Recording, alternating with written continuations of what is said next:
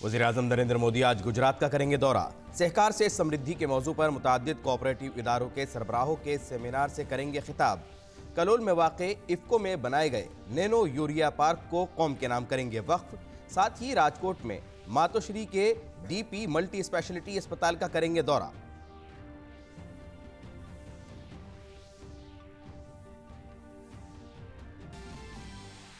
सदर जमहूरिया रामनाथ कोविंद मध्य प्रदेश के भोपाल में आरोग्य भारती के जरिए मुनक्किदा तकरीब एक कौम एक निज़ाम सेहत वक्त की ज़रूरत से करेंगे खिताब। साथ ही रियासती हुकूमत के सेहत बुनियादी ढांचे से मुताल्लिक़ मुताद्दिद प्रोजेक्टों का करेंगे इफ्तिताह। गुवाहाटी में आज 2 रोज़ा बैनुल-अक़वामी conference Asian confluence river conclave का हो रहा है आगाज़। वज़ीर ख़ारजा एस जयशंकर कॉन्फ्रेंस का करेंगे इफ्तिताह। कॉन्फ्रेंस का मकसद खलीज बंगाल और जनूब मशरक़ी एशिया समेत शुमाल मशरक़ी भारत को पेश नज़र रखते हुए नदियों के ताल्लुक़ से इज्तिमाई नुक्ता नज़र और निफास का खाका तैयार करना है।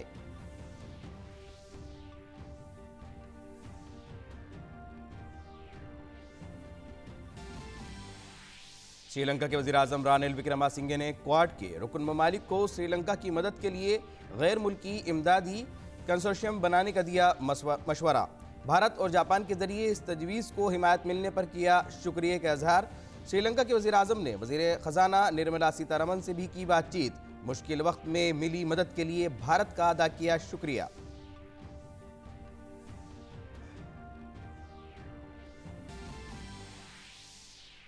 G7 ममालिक 2035 तक अपनी तवानाई के शोबे को डीकार्बनाइज करने पर हुए मुत्तफिक। G7 के आबो हवा, तवानाई और माहौलियात के वज़रा ने बर्लिन में कोयले से बिजली की पैदावार के आखिरी मरहले से बाहर होने के लिए भी किया अहदबस्तगी का इजहार। ग्रुप 2025 तक फॉसिल ईंधन प्रोजेक्टों की फंडिंग रोकने के लिए भी हुआ रजामंद।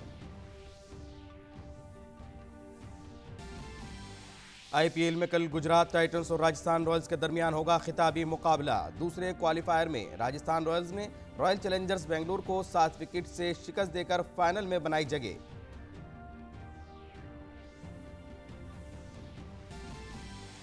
और मर्दों के हॉकी एशिया कप 2022 के सुपर 4 में आज भारत और जापान के दरमियान जकार्ता में होगा मुकाबला। इससे कबल भारत ने इंडोनेशिया को 16-0 से दी थी जबरदस्त शिकस्त।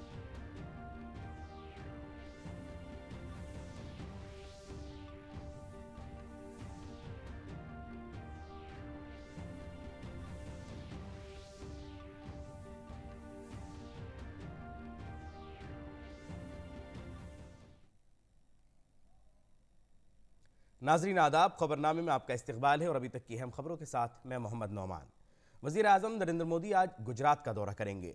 पीएम मोदी सुबह 10 बजे राजकोट के अटकोट में नो तामीर शुदा मातोश्री के डीपीटी मल्टी स्पेशलिटी अस्पताल का दौरा करेंगे, जहां वो एक जलसायाम से खिताब करेंगे। यह अस्पताल खित्ते के लोगों को आला दर्जे के तिब्बी आलात फराहम करेगा और सेहत की देखभाल के लिए शोबे में आलमी मायार की खिदमात फराहम करेगा। वज़ीर-ए-आज़म शाम 4 बजे गांधीनगर के महात्मा मंदिर में सहकार से समृद्धि के मौजू पर मुख्तलिफ कोऑपरेटिव इदारों के नुमाइंदों के एक सेमिनार से खिताब करेंगे। वो कलोल में Indian farmers fertiliser cooperative limited IFFCO के माय यूरिया नैनो प्लांट का भी इफ्तिताह करेंगे। गुजरात में कोऑपरेटिव सेक्टर पूरी कौम के लिए एक रोल मॉडल रहा है। रियासत में 84,000 से ज़्यादा कोऑपरेटिव सोसाइटियाँ हैं। सहकार से समृद्धि के उन्वान पर मुख्तलिफ कोऑपरेटिव इदारों के नुमाइंदों के सेमिनार का इनेकाद रियासत में कोऑपरेटिव तहरीक को मजबूत बनाने की सिमत में एक और अहम कदम है। सेमिनार में रियासत के मुख्तलिफ कोऑपरेटिव इदारों के 7,000 से ज़ायद नुमाइंदे हिस्सा ले रहे हैं। रियासत में 175 करोड़ रुपए की लागत से माय यूरिया नैनो प्लांट कायम किया गया। इसका मकसद पैदावारी सलाहियत बढ़ाने के लिए किसानों को वसाइल फराहम कराना और उनकी आमदनी बढ़ाने में मदद फराहम करना है। प्लांट में रोज़ाना 500 मिलीलीटर की 1.5 लाख माय यूरिया की बोतलें तैयार की जाएंगी। वज़ीर-ए-आज़म नरेंद्र मोदी 28 मई 2022 को गुजरात का दौरा करेंगे। शाम तकरीबन 4 बजे वज़ीर-ए-आज़म गांधीनगर के महात्मा मंदिर में मुख्तलिफ कोऑपरेटिव इदारों के सरबराहों से सहकार से समृद्धि के मौजू पर मुनक्किद होने वाले एक सेमिनार के दौरान खिताब करेंगे। यहीं वो इफ्को कलोल में बनाए गए नैनो यूरिया माय प्लांट का इफ्तिताह भी करेंगे। वज़ीर-ए-आज़म नरेंद्र मोदी हफ्ते को गुजरात के गांधीनगर में एक सेमिनार में मुख्तलिफ कोऑपरेटिव सोसाइटियों के रहनुमाओं से खिताब करेंगे। गांधीनगर में सहकार से समृद्धि प्रोग्राम में मुख्तलिफ कोऑपरेटिव इदारों के 7,000 से ज्यादा नुमाइंदे शिरकत करेंगे। रियासत के कोऑपरेटिव सेक्टर में 84,000 से ज्यादा सोसाइटियां हैं और इस तकरीब का मकसद रियासत में कोऑपरेटिव तहरीक को मजीद मजबूत करना है। देश के वड़ा प्रधान मोदी जी का स्वप्न रहा है प्राकृतिक खेती को बढ़ावा देना, तो गुजरात के अंदर हम लोगों ने प्राकृतिक खेती की मंडियां भी मेंशन करना शुरू कर दिया है। आने वाले दिनों के अंदर खेडूतों की आमदनी कैसे दुगनी हो, वो दिशा के अंदर देश के वड़ा प्रधान भी सोच रहे हैं, देश के सहकार मंत्री भी उस दिशा में काफ़ी सहयोग कर रहे थे। उसी के आधार पर यहाँ गुजरात के माननीय मुख्यमंत्री श्री भूपेंद्र भाई पटेल जी की अध्यक्षता में बहुत बड़ा कार्यक्रम होने जा रहा है। गांधीनगर से ही पीएम मोदी कलोल में इफ्को के 175 करोड़ रुपए की लागत से तैयार नैनो यूरिया प्लांट का वर्चुअल तरीके से इफ्तिताह भी करेंगे। जदीद तरीन nano fertiliser plant nano urea के इस्तेमाल से फसल की पैदावार बढ़ाने के हदफ को मद्देनजर रखते हुए कायम किया गया है। प्लांट में रोजाना 500 ml की तकरीबन 1.5 लाख बोतलें तैयार की जाएंगी।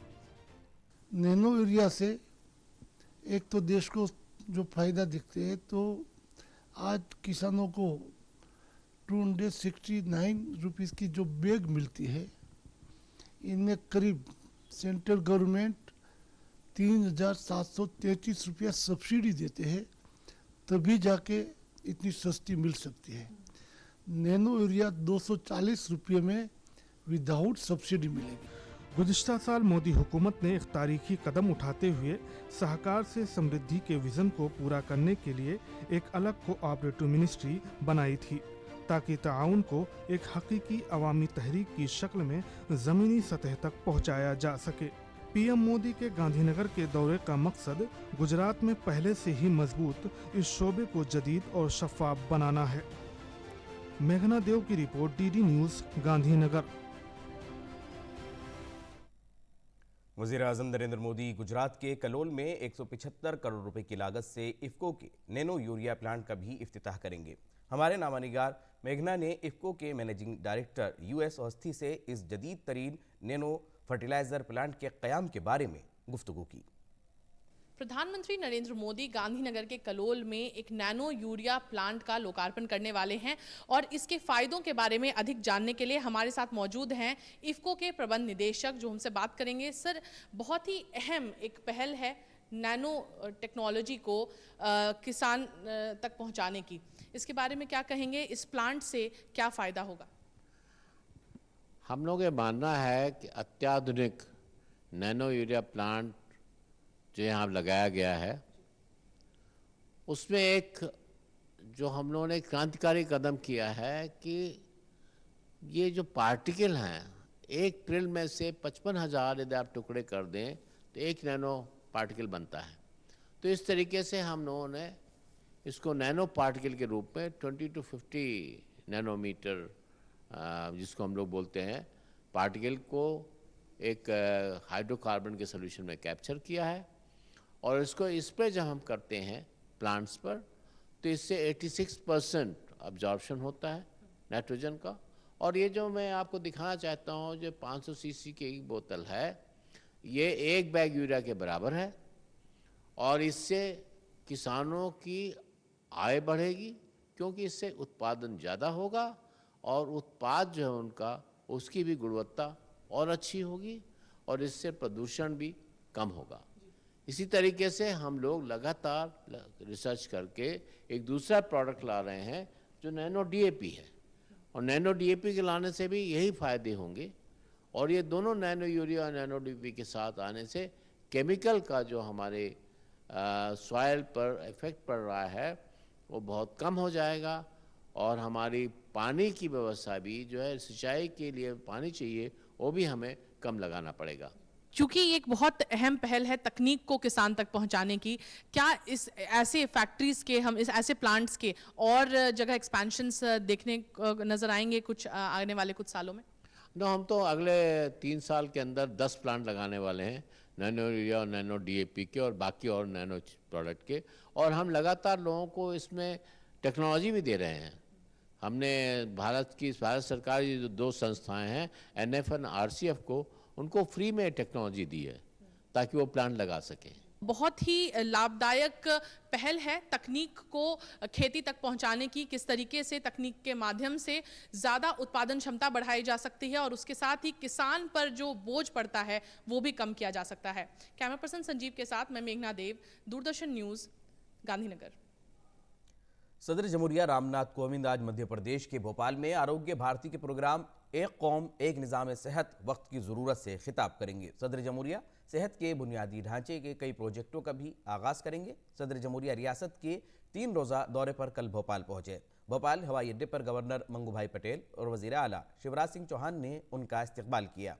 सदर जमहूरिया रामनाथ कोविंद 3 रोज़ा दौरे के दौरान उज्जैन और इंदौर भी जाएंगे। कौमी राजधानी वापस आने से पहले कल उज्जैन में ऑल इंडिया आयुर्वेद महासम्मेलन की 59वीं जनरल असेंबली का सदर जमहूरिया इफ्तिताह करेंगे।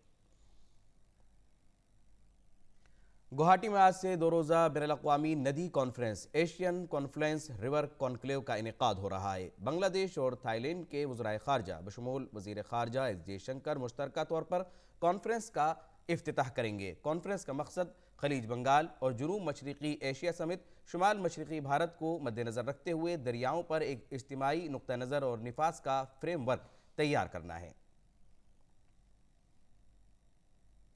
मुहिब वतन और मुजाहिद आज़ादी विनायक दामोदर सावरकर का आज योम पैदाइश है। वो 28 मई सन 1883 को नासिक में पैदा हुए। किताब the Indian war of independence 1857 यानी 1857 की भारत की जंग आज़ादी के मुसन्निफ सावरकर ने लंदन में नौजवान मुजाहिद आज़ादी की क़ियादत की और पूरे यूरोप में भारत की आज़ादी की जद्दोजहद के लिए हिमायत हासिल की थी। सावरकर पर बरतानवी हुकूमत के ख़िलाफ़ साजिश करने का इल्ज़ाम था। सावरकर को कसूरवार ठहराया गया और 50 साल कैद की सज़ा सुनाई गई। 4 जुलाई सन 1911 को उन्हें अंडमान के सेलुलर जेल भेज दिया गया। सावरकर ज़ात-पात के निज़ाम के सख्त खिलाफ थे। उन्होंने ज़ात-पात की बुनियाद पर पेशा वराना पाबंदियों को तोड़ने की अपील की और लोगों को अपनी पसंद और काबिलियत की बुनियाद पर पेशा इख्तियार करने की तरगीब दी। ममनून कौम आज उन्हें याद कर रही है।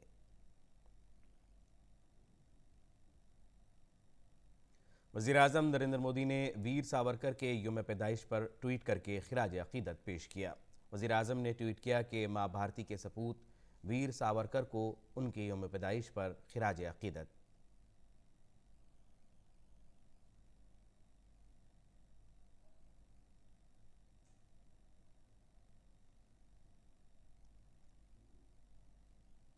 वज़ीर दाखिला अमित शाह ने भी वीर सावरकर के योम पैदाइश पर खिराज अक़ीदत पेश किया। उन्होंने ट्वीट किया कि जिस्म के ज़र्रे ज़र्रे में हुब्बुल वतनी की हरारत समोकर ख़ुद को तिल तिल जलाकर मुल्क के लिए कैसे जिया जा सकता है, सावरकर जी की ज़िंदगी इसकी बेहतरीन मिसाल है। उनके हिसार से पुर ज़िंदगी हमें मुसलसल तहरीक व क़ुव्वत देती रहेगी। वीर सावरकर जी को एक ही ज़िंदगी में मिली 2 उम्र कैद और कालकोठरी की गैर इंसानी अजियतें भी माँ भारती को इंतहाई शान व शौकत ले जाने के उनके अज़्म को मुतज़लज़िल नहीं कर पाई। जंग आज़ादी में उनके लासानी ताउन और समाज से छुआछूत को दूर करने की उनकी कोशिशों को कभी भुलाया नहीं जा सकता।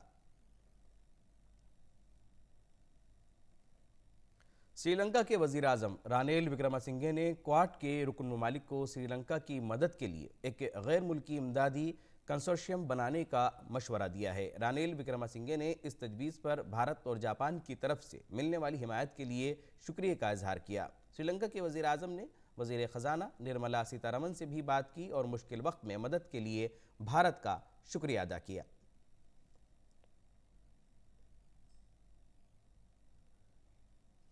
G7 ममालिक ने 2035 तक अपने तवानाई के शोबे को डीकार्बनाइज करने पर इत्तिफाक किया है। जर्मनी के वज़ीर इक़्तिसादियात रॉबर्ट हैक ने यह बात बर्लिन में G7 वज़ारती इजलास के बाद कही। G7 के आबोहवा, तवानाई और माहौलियात के वज़रा ने बर्लिन में अपनी मीटिंग के अख्तिताम पर एक नई करारदाद मंजूर की। उन्होंने कोल पावर जनरेशन के आखिरी मरहले से बाहर निकलने का भी अहद किया। ग्रुप ने सन 2025 तक फोसिल ईंधन के मंसूबों की फंडिंग रोकने पर इत्तिफाक किया। G7 में America, Canada, France, Germany, Italy, Japan और बरतानिया के साथ साथ यूरोपीय यूनियन भी शामिल है।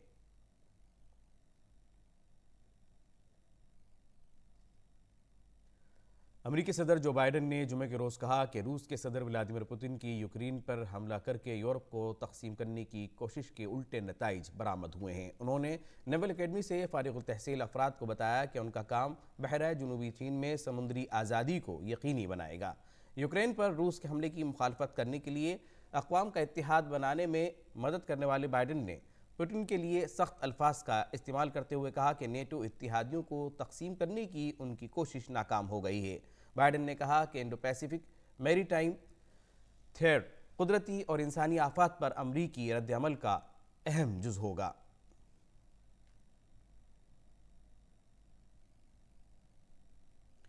पाकिस्तान में शहबाज शरीफ हुकूमत को ईंधन की कीमतों में इजाफे के ऐलान पर तनकीद का सामना है। फिलिंग स्टेशनों पर लंबी कतारें देखी गईं क्योंकि आधी रात से कीमतों में 20% इजाफा होना था। लाहौर में गुज़िश्ता रोज़ दर्जनों रिक्शा ड्राइवरों ने कीमतों में इजाफे के खिलाफ एहतजाज करते हुए हुकूमत से फैसला वापस लेने का मुतालबा किया। पाकिस्तान के साबिक़ वज़ीर आज़म इमरान खान ने जुमेरात को ईंधन की कीमतों में इजाफे के लिए अपने मुल्क की हुकूमत पर तनकीद करते हुए इसे नाअहल और गैर हसास करार दिया था। उन्होंने ईंधन की कीमतों में कमी पर भारत की तारीफ भी की। अपनी हुकूमत के फैसले का दिफा करते हुए पाकिस्तान के वज़ीर आज़म शहबाज शरीफ ने कहा कि मुल्क को दिवालिया होने से बचाने के लिए ईंधन की कीमतों में इजाफा नागुज़ीर था। उन्होंने मज़ीद कहा कि ये फैसला इसलिए किया गया क्योंकि मुल्क मुश्किल माशी सूरत हाल से दो चार है। ईंधन की कीमतों में इजाफे का फैसला IMF के साथ 2019 में किए गए एक मुआहदे के मुताबिक किया गया है, जिसमें ईंधन पर दी जाने वाली सब्सिडी का खात्मा भी शामिल है। और The prices of petrol and diesel are skyrocketing. Oil producing countries, including developed countries, are all facing this economic condition. But the last government, due to its own political interest, announced subsidies which had no place within national finances. We thought it's our national obligation to sacrifice our political interest for our national interest because this decision was inevitable in order to save Pakistan from bankruptcy. वाले मुल्कों से लेकर और चीन के सूबे फोकियान के whopping county में तूफान बारिश से हुई लैंडस्लाइडिंग की वजह से 2 इमारतें गिरने से 8 अफराद हलाक हो गए हैं। काउंटी में जुमेरात की शाम से मूसलाधार बारिश हो रही है और गुज़िश्ता 24 घंटों में सबसे ज़्यादा 220 मिलीमीटर बारिश रिकॉर्ड की गई। काउंटी इंफॉर्मेशन ऑफिस के मुताबिक मुनहदिम फैक्ट्री की इमारत में 5 अफराद की लाशें मिली हैं, जबकि रिहायशी इमारत गिरने से 3 अफराद हलाक हुए हैं। तूफ़ानी बारिशों से फसलों, सड़कों और बिजली के निज़ाम को भी नुकसान पहुँचा है। तकरीबन 9700 रिहायशों की जिंदगियाँ मुतासिर हुई हैं और 1600 अफराद को महफूज मकाम पर मुंतकिल कर दिया गया है। एक एहलकार ने बताया कि आफात से निपटने का काम जारी है।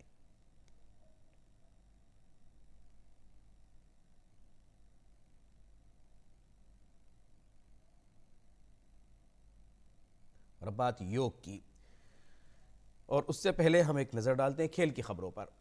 IPL में कल खेले गए दूसरे क्वालिफायर में राजस्थान रॉयल्स ने रॉयल चैलेंजर्स बेंगलुरु को 7 विकेटों से शिकस्त देकर फाइनल में रसाई हासिल कर ली है। टॉस हारने के बाद पहले बल्लेबाजी करते हुए RCB की टीम ने मुकर्ररा 20 ओवर्स में 8 विकेट के नुकसान पर 157 रन बनाए।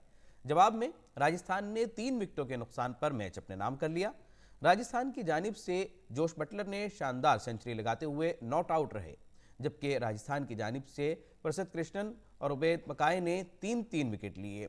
RCB की जानिब से रजत पाटीदार ने 58 रन बनाए, जबकि विराट कोहली ने 7 रन और 5 डुप्लिस ने 25 रन बनाए। 29 मई को फाइनल में राजस्थान का मुकाबला गुजरात टाइटंस से होगा। और इंडोनेशिया के शहर जकार्ता में खेले जा रहे हॉकी एशिया कप के सुपर 4 में आज भारत का मुकाबला जापान से होगा। मैच शाम 5 बजे शुरू होगा।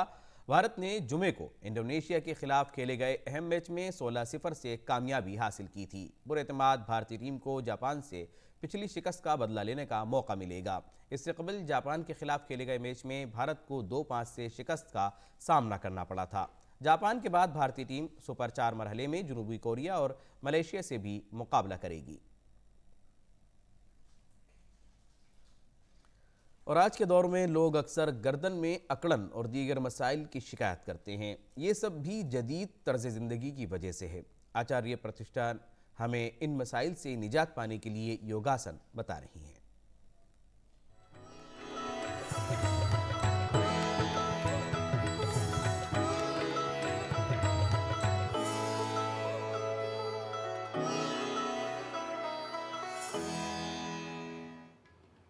नमस्ते, मैं हूँ आचार्य प्रतिष्ठा। आप देख रहे हैं योग सूत्र। गर्दन की अकड़ाहट, गर्दन में स्टिफनेस रहना एक आम समस्या है, और आम समस्या इसलिए हो गई है क्योंकि हमने सीधा बैठना बंद कर दिया है। हम सर उठा करके जीना भूल चुके हैं और सर झुका करके जीने लगे हैं।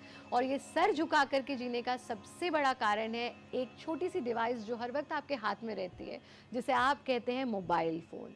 हम हमेशा मोबाइल फ़ोन में इस तरह से रहते हैं, जिसके कारण हमारे गर्दन के पीछे कंधों तक में स्टिफनेस होती है, सर में भारीपन, दर्द रहने लगता है। गर्दन की अकड़ाहट या गर्दन की जकड़न का कुछ भी कारण हो, निवारण योग में छुपा है। क्या है निवारण, ये मैं आज आपको बताऊंगी। कुछ ऐसी बहुत सुगम सहज सी योग की क्रियाएं जो आप दफ्तर में बैठे बैठे कर सकते हैं, घर पर कर सकते हैं, आप गाड़ी में ट्रैवल करते हुए कर सकते हैं। गर्दन की पवन मुक्त क्रियाएं या सूक्ष्म क्रियाएं करने के लिए हम इस तरह से वज्रासन में बैठ जाते हैं। अगर आप ट्रैवल कर रहे हैं या आप दफ्तर में हैं तो आप कुर्सी पर बैठ करके भी इसका अभ्यास कर सकते हैं। बस ध्यान रहे आपकी कमर सीधी रहनी चाहिए, कमर को ऐसे झुका करके इसका अभ्यास नहीं करना है। अपनी हथेलियों को अपने घुटनों पर टिका देंगे और पहले अभ्यास में सांस भरते हुए गर्दन को ऊपर, सर को ऊपर ले जाना। गर्दन के पीछे पड़ने वाले आराम को महसूस करना। सांस छोड़ते हुए आगे ले आना। अब जब आप आगे लाएंगे तो उसको प्रेशर नहीं देना है, सिर्फ ढीला छोड़ दीजिए, क्योंकि ऑलरेडी आप गर्दन को झुका करके रहते हैं, तो गर्दन को ढीला छोड़ देंगे। फिर सांस भरते हुए पीछे, जब पीछे लेकर के जाएं तो कमर के निचले हिस्से तक इसके प्रभाव को अनुभव करना। सांस छोड़ते हुए आगे। ऐसा आप कम से कम 10 बार करेंगे, पर बहुत जल्दी जल्दी नहीं करना है, बहुत आराम से। पहला अभ्यास हुआ। दूसरे अभ्यास में गर्दन को बाईं तरफ ट्विस्ट करना, जितना हो सके दूर देखना और साइड में पड़ने वाले खिंचाव को अनुभव करना। मध्य में ले आना, फिर दाईं ओर ट्विस्ट करना, साइड पर पड़ने वाले खिंचाव को अनुभव करना, मध्य में ले आना। ऐसा भी आप 10 बार करेंगे। तीसरे अभ्यास में गर्दन को लेफ्ट साइड बेंड करना, साइड पर पड़ने वाले खिंचाव को अनुभव करना, वापस ले आना, राइट साइड बेंड करना, वापस ले आना। एक बार और देखिए। बेंड, कमर सीधी है, and back, bend and back. अगले अभ्यास में हम चक्राकार मूवमेंट देंगे, यानी गर्दन को सामने झुकाना और यहाँ से बहुत धीरे से बड़ा चक्र बनाना। अब कई सारे लोगों को ऐसा करने में दर्द अनुभव हो सकता है क्योंकि आप गर्दन को हिलाते ही नहीं हैं, तो बहुत आराम आराम से, कंधा नहीं उठाएंगे, बहुत आराम से पूरा सर्कुलर मूवमेंट। ये देखने में बहुत आसान क्रिया लगती है, पर ये बहुत बहुत इफ़ेक्टिव है, स्पेशली आज के समय में जब हम 24 में से 18 घंटे मोबाइल फ़ोन इस्तेमाल करते हैं या गर्दन को झुका करके रखते हैं। 10 बार क्लॉकवाइज, 10 बार एंटी क्लॉकवाइज। गर्दन को सीधा कर देना, शरीर को पूरी तरह से ढीला छोड़ देना। और अंत में इस ही प्रकार से आप वज्रासन में बैठेंगे और वज्रासन में बैठे बैठे बस गर्दन को पीछे ढीला छोड़ देंगे, कमर के निचले हिस्से तक इसके प्रभाव को अनुभव करेंगे। जितनी देर कंफर्टेबल हो स्थिति में रुकना, नॉर्मल ब्रीदिंग के साथ, और फिर गर्दन को सामने ले आना। बस इतना सा काम आपको प्रतिदिन करना है। 10-10 बस इतना। आप इसको नियमित रूप से करें, हमारा कार्यक्रम देखते रहें, योगी बने, उपयोगी बने।